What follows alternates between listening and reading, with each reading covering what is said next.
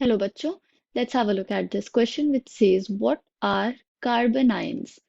Okay, तो इस question में हमें कार्बन आयन डिस्कस करना है कि कार्बन आयंस कौन से टाइप की स्पीशीज होते हैं.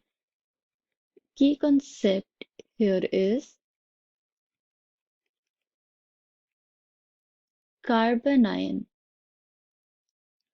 ओके, तो इसकी अगर हम टर्मिनोलॉजी को देखें तो ये कौन से दो टर्म से बना है.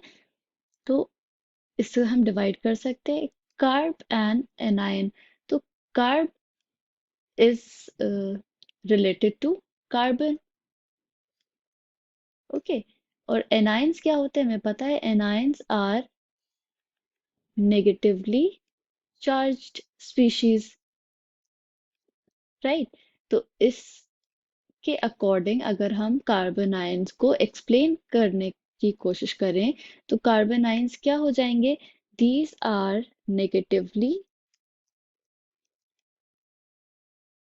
Charged species or ion in which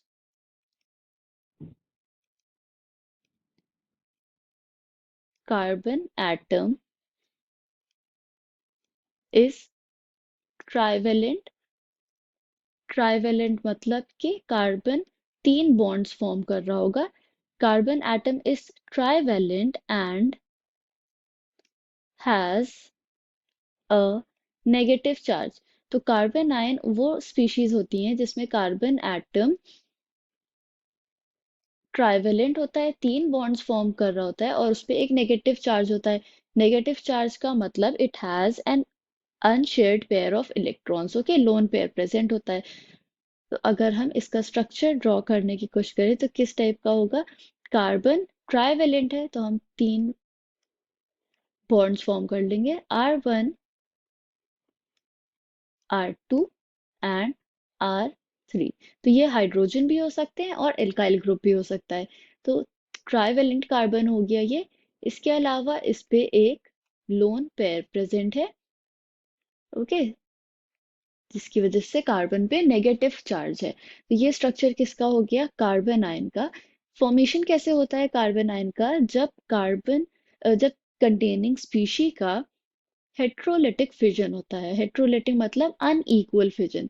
तो अगर हम ये देखिए कार्बन ये एक कंपाउंड है, तीन बॉन्ड्स फॉर्म कर रहा है कार्बन, और सपोज यहाँ पे एक हाइड्रोजन एटम अटैच्ड है.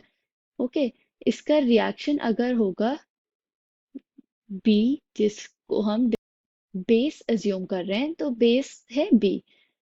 यहाँ क्या होगा रिएक्शन, ये बेस हाइड्रोजन एटम पे अटैक करेगा and this bond will break. तो ये कार्बन हाइड्रोजन बॉन्ड ब्रेक होगा. किस तरीके से, हेट्रोलिटिक. हेट्रोलिटिक मतलब कि अनइक्वल. इक्वल में क्या होगा कि जब बॉन्ड ब्रेक होगा तो दोनों स्पीशीज के पास सिंगल इलेक्ट्रॉन्स होगा, क्योंकि एक कोवलेंट बॉन्ड दो इलेक्ट्रॉन से मिलके बनता है. तो एक इलेक्ट्रॉन कार्बन के पास रहता और एक हाइड्रोजन के साथ रहता, तो वो होमोलिटिक क्लीवेज होता. तो यहाँ पे क्या हो रहा है, हेट्रोलिटिक क्लीवेज हो रहा है. हाइड्रोजन एटम बिना किसी इलेक्ट्रॉन के रिमूव हो रहा है और लोन पेयर जो दोनों इस बॉन्ड में इन्वॉल्व थे इलेक्ट्रॉन्स, वो कार्बन एटम पे रह गए. तो प्रोडक्ट्स क्या बनेंगे, carbon atom with three valencies and a negative charge, and ये बेस अटैच हो जाएगा हाइड्रोजन के साथ. ओके, तो ये जो स्पीशी यहाँ पे फॉर्म हुई है, ये क्या है, this is a carbon ion. मतलब कि ऐसा स्पीशी जिसमें कार्बन पे नेगेटिव चार्ज हो और वो ट्राइवेलेंट हो. एग्जाम्पल्स अगर हम देखें, CH3 with a negative charge, C2H5 with a negative charge. तो इसका स्ट्रक्चर क्या होगा, it will be carbon bonded to three hydrogen, मतलब के trivalent and a negative charge. तो ये हो गया methyl carbon ion.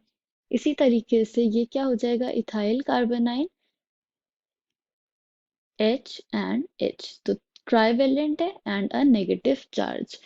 Okay, so we have understood carbon ion, unka structure and formation along with its examples.